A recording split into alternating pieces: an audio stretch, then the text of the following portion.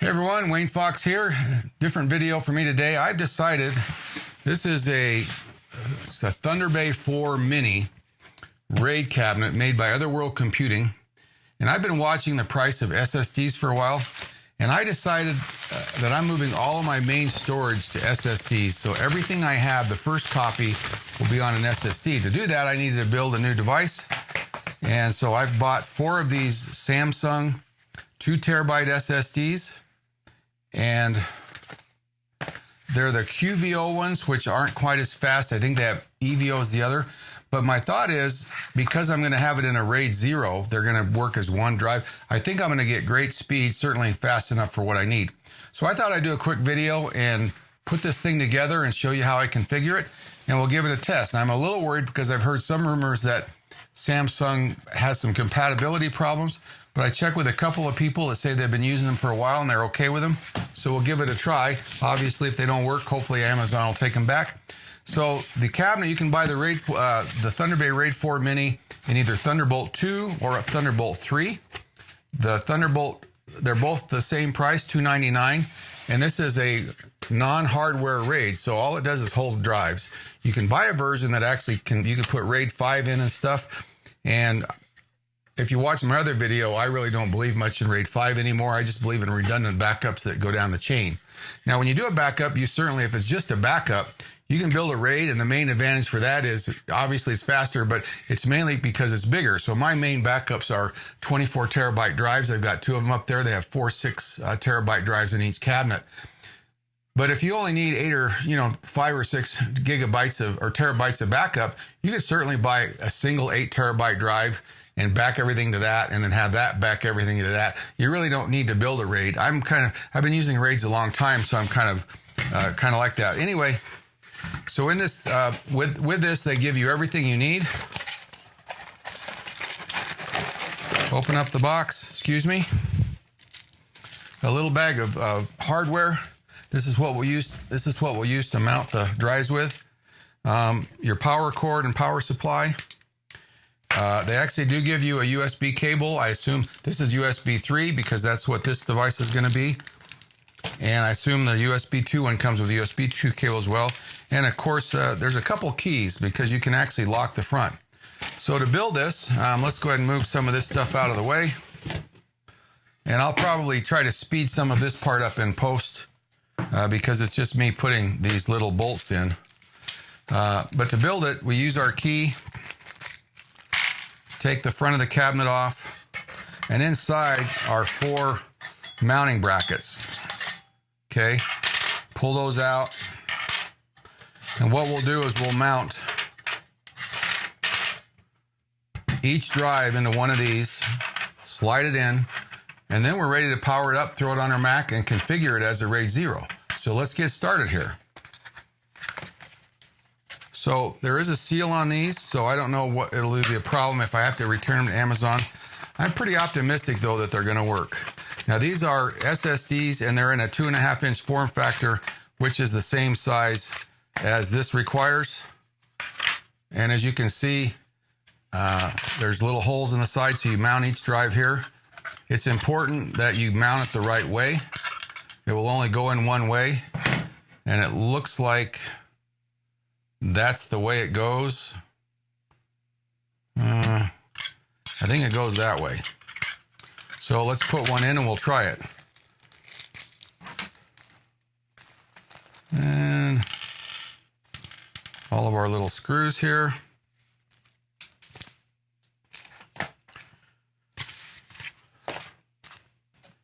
All right, I have my trusty Otherworld Computing, Really Right Stuff toolkit. So I just need to open this up and pick out a bit that's the right size. This is really handy. I actually carry this tool with me when I'm in my camera bag. It basically has 3 sets of bits. And if you open this up, there's another set, and actually 4 sets of bits. That looks like the size we need right there. Let's take a look. Try that on one of these screws, and that's perfect. Okay, let's get started here.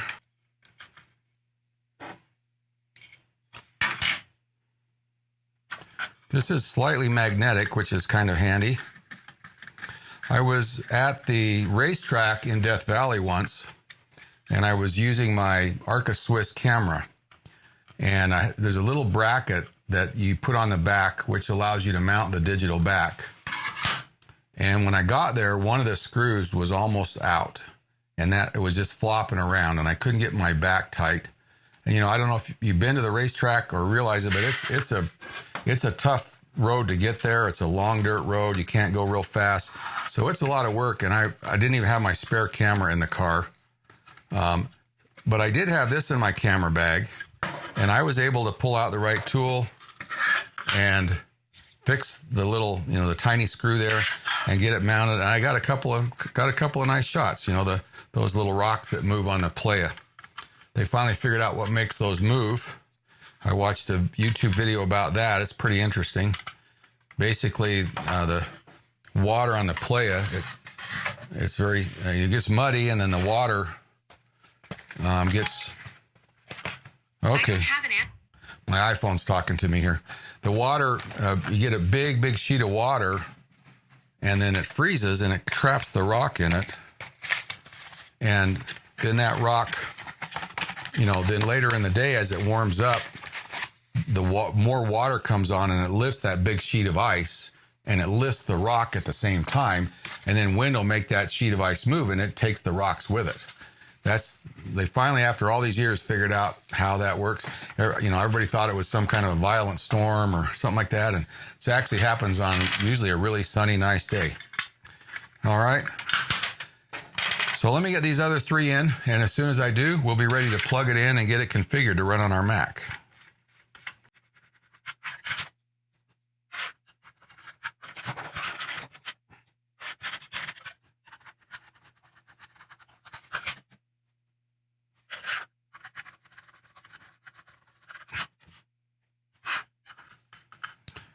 You don't have to tighten. This screws up super tight. They're not going anywhere, and there's no vibration other than a little fan, so I don't believe they'll vibrate loose. So just snug them up. Okay, there's number 2. The screws are pretty small, and you want to be careful not to lose one. If you drop them on the floor, you might have a hard time. I will tell you that if you only have 3, it's not a big deal. If you only have 3 screws, because you lose one, it's important that you put the 2 screws out here in, because that's what keeps it straight going into the connector on the back. And then you can put the 3rd screw up here. So in case you drop a screw and you can't find it, or if it falls in a furnace vent or whatever. So the drives themselves cost about $200. Now, if you're looking for speed,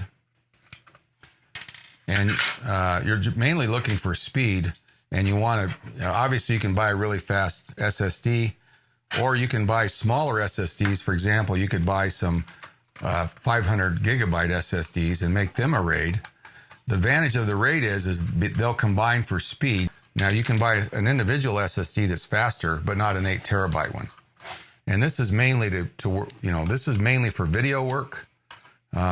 And stuff like that, so that it's really transfer. And 8 terabytes will probably hold everything I need, and then it'll be backed up to my 24 terabyte RAID. But 500 gigabyte of the same are much cheaper. I should look it up. They're probably, I don't know, $50-$60. And the cool part about that is now you've got a 2 terabyte RAID that's really fast. And later, you can always, because in 4 or 5 years, we'll probably be able to buy 8 terabyte ones for $150. So now suddenly you could build a 32 terabyte RAID. Now, whether you'll ever need that much or not, I don't know. At this point, it would be nice if you could eliminate hard drives. If I could afford to build 3 24 terabyte SSDs for, the same price as I'm building these others, I'd much rather have the SSDs. So they're smaller, they use less power. I have it in my mind that an SSD can certainly fail, and if you use it a lot and write back and forth, but in my case, I don't know that I'm going to be using it quite a bit. Now it looks like, okay, so here's my problem, and this is what I was afraid of. So I have lost a screw, and I'm not sure where it went.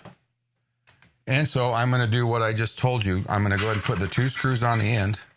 I don't know if they shorted me a screw, or if I just knocked it off, or it's still in the bag. I'm not sure where I put the bag with the screws in it. But I'm just going to put 2 in the front, and then I'll just put 1 in the ones in the back. It doesn't matter which one you use in the back, because that'll keep it lined up plenty good enough to go into our cabinet. No problem.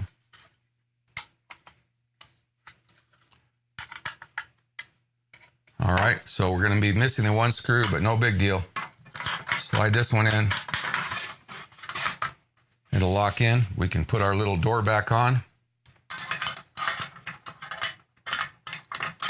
Whoop.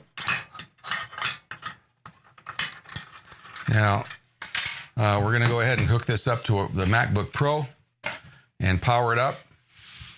And when we, and then we'll jump over on the computer and actually configure it so macOS can see it. Obviously, if you have a Thunderbolt on your PC, you can do this.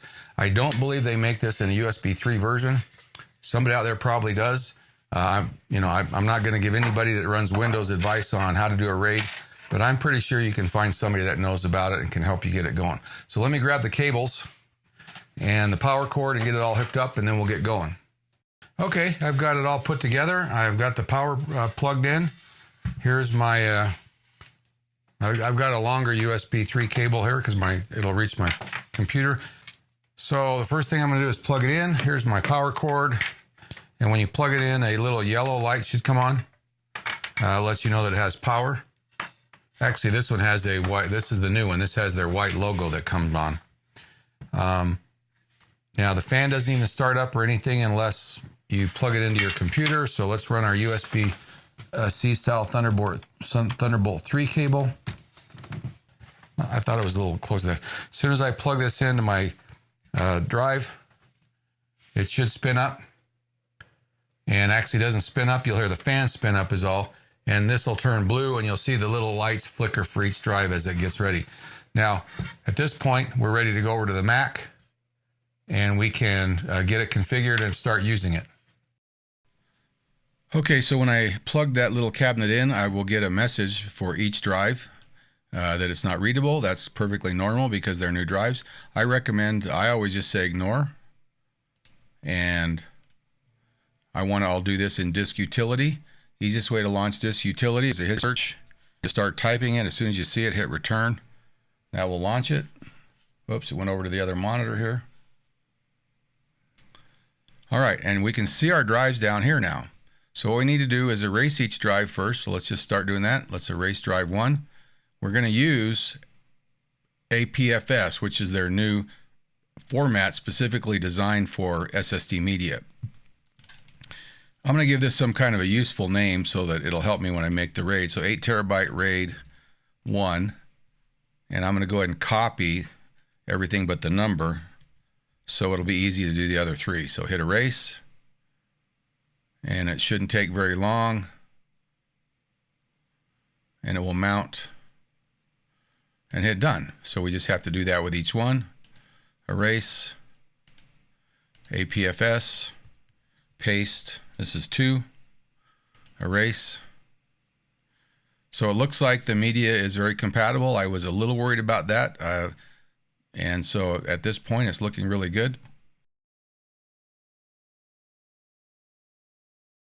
You know, I know Samsung makes good stuff, and I've heard their SSDs are really good. So we're going to go APFS, paste, and this is going to be number 3, erase.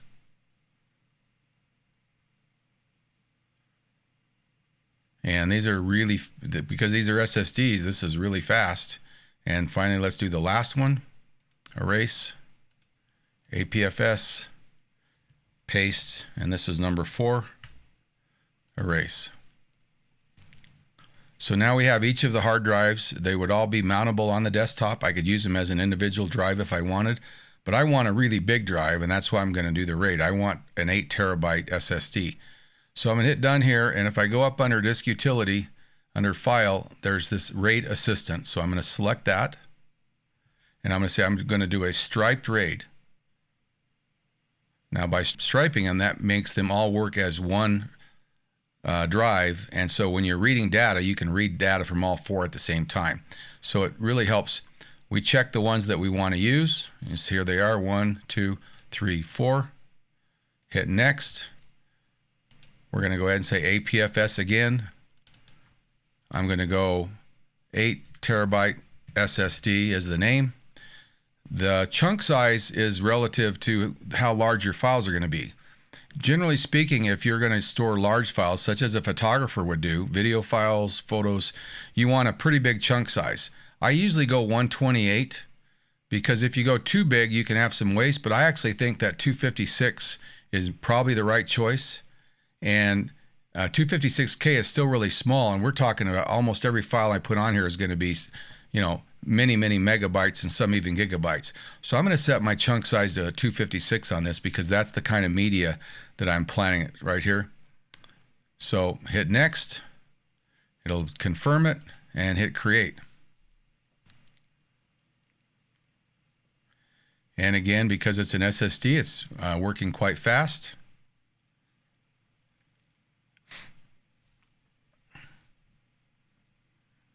And you saw how fast it, quote, spun up and hit done. So now if we go over here, here's our RAID. All right, and because it's AFPS, that's what this whole container thing is. Now, the one thing that's cool about AFPS is the way that you can do partitions and stuff. For example, my hard drive up here is a 4 terabyte hard drive internal, and I've got 3 partitions. This one is duplicated because there's some protected stuff for the system, but they're not actual partitions. They're sort of like virtual partitions because they're all in a container. This means that the free space is available to any of the partitions. I don't have to say, you know, if you do a 600 gigabyte partition for your Macintosh boot drive and suddenly you're out of space because you need to keep 50 or 60 gigabytes free on it, you got a problem. Well, with this new system they got, you don't have to do that. And this is doing a similar thing. It's creating a container and then putting that RAID in the container. So we're going to go ahead and quit disk utility. It is gray, so that means it is mounted. So when we quit disk utility and I open a new Finder window, if we scroll over here on the side, here's our new 8 terabyte SSD all ready to go. Now what I want to do to finish this video up, let's run a program called Black Magic Disk Speed Test. And we're going to go and say we're going to select the target drive. We're going to pick our new 8 terabyte SSD, hit open, and we have to give that permission. And let's just see how fast this thing is. And it's not as fast as I was hoping. Like I said, these are the cheaper, slow SSDs. So I'm getting about 11 to 1200 megabytes a second. If I needed faster ones, then I would have to buy the EVO drives from Samsung. But they're more money. This saved me, you know, I don't know, $300-400. And 1100 megabytes a second is, I mean, compare that to a hard drive RAID. That's pretty fast. I mean, you look right here, this will handle anything except 2160 P60 10-bit 422 video. And, you know, I'm usually using ProRes 422, and the most I ever use usually is 2160 30. So you know, this will handle anything I'm going to throw at it. And I've got a faster one if I need to that I can do video on. Well, that's it. Got my new little 8 terabyte RAID going here. I'll be getting all the stuff that's on my OneDrive over to that. So now this will be the main storage, and then where it exists now will actually become the backup. And so I'll have 3 copies going down my backup in my daily backup process. Price-wise, I think I'm into this about $1,100. I'll flash the actual numbers onto the video when I get it edited. So if I'm off, then you'll know. And that's with the QVO drives, and I'll throw the price of the EVO drives down there as well. I'll put a link down below on where you can pick up the cabinet, and also a link where you can buy the Samsung drives. I think that there's some Seagate drives that would work as well. I might put a link in there, but buy them at your own risk. I'm pretty sure that they'll work. Eventually, I might, just for the heck of it, decide to do another one of these. I'm just real curious about SSDs, and What I'd really love is to get rid of all hard drives. I'd love my 3-tiered backup to be all SSD based. It takes less power, it's quieter, it's way faster. I think it's more reliable. I think that while an SSD can fail, if you're not really writing and writing to it a lot, that's kind of what wears them out, is constant writing. And for example, as a backup, you're really not writing. You're only writing to it a little bit.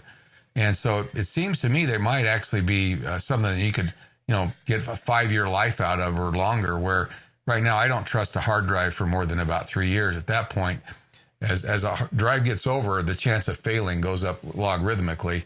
And once you get to a certain point, you got a pretty good chance after 4 or 5 years that you got about a 10% chance or better that drive's going to fail. And I'm always, don't wait till they fail, because if you do, you might be in trouble. Anyway, thanks for watching the video. Make sure you subscribe to the channel down there. And if you feel like it, hit that like button. That helps me get a little bit better recommendations from YouTube. So until next time, see ya.